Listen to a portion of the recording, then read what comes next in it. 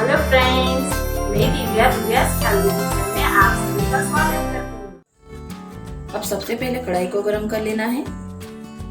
अब कढ़ाई में 1 चम्मच हमें घी डाल देना है। अब 3 इलायची लेना है। इलायची को हमें इस तरह से हल्का सा खोल लेना है।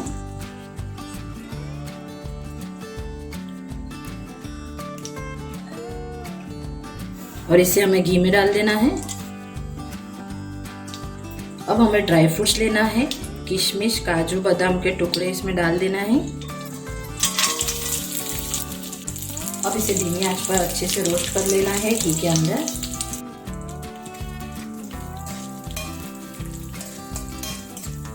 अब इसमें थोड़ा सा चारोली ऐड कर लेना है।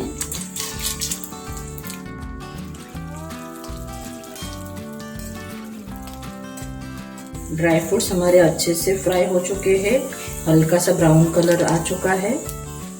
अब इसमें 1 कटोरी हमें भगर लेना है। सामा व्रत के चावल जो होते हैं, इसे अच्छे से वॉश कर लेना है। और 1 छोटी कटोरी हमें लेना है।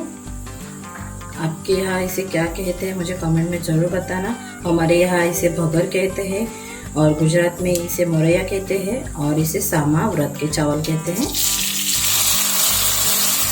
अब सामा व्रत के चावल को हमें घी के अंदर अच्छे से फ्राई कर लेना है।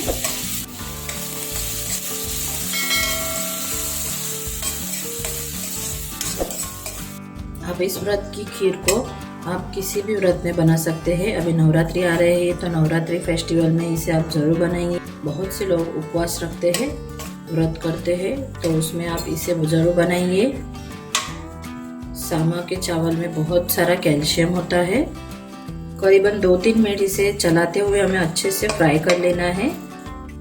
अब इसमें से बहुत ही बढ़िया सी खुशबू आ रही है और सामा व्रत के चावल भी हमारे अलग अलग दिख रहे हैं। अब इसमें हमें आधा लीटर गरम किया हुआ दूध ऐड कर लेना है।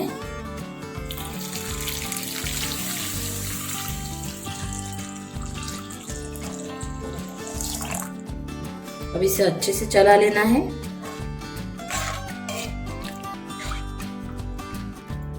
व्रत के सामा चावल की हम खिचड़ी तो बहुत बार खाते हैं, लेकिन इस तरह से गाढ़ी वाली खीर बनाकर ज़रूर देखिए। ये खाने में बहुत ही टेस्टी लगती है और उतना ही कैल्शियम से भरपूर होती है। तो फास्ट में ये बहुत ही एनर्जी देती है। अब गैस की फ्लेम हमें मीडियम कर देना है।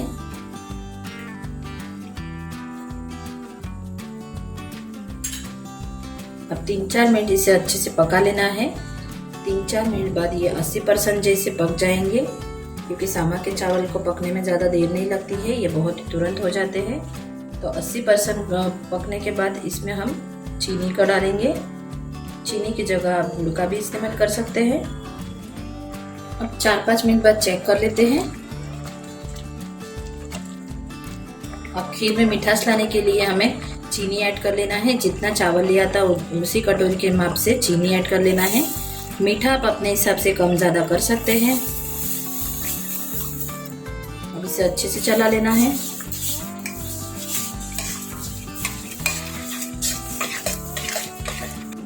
अब व्रत की खीर को हमें 3-4 मिनट और उबाल लेना है, जिससे ये हल्की सी गाढ़ी हो जाएगी।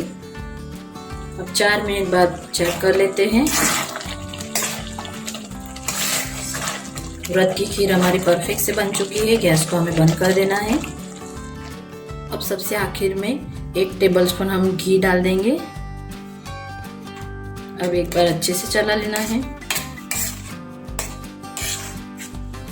तो चलिए, व्रत की खीर हमारी रेडी है। तो सर्विंग बाउल में इसे निकाल लेते हैं। तो आप भी इस तरह से इस रेसिपी को ज़रूर बनाइए। खाने में बहुत ही टेस्टी होती है और व्रत के लिए बेस्ट में से बेस्ट रेसिपी है। तो इस तरह से आप ज़रूर बनाइए। और आपकी खीर कैसी बनी है कमेंट में मुझे ज़रूर बताना। आप खीर को गाढ़ी की जगह पतली भी बना सकते हैं। अब इसे एक बादाम और केसर मिल्क के साथ हमें गार्निश कर लेना है।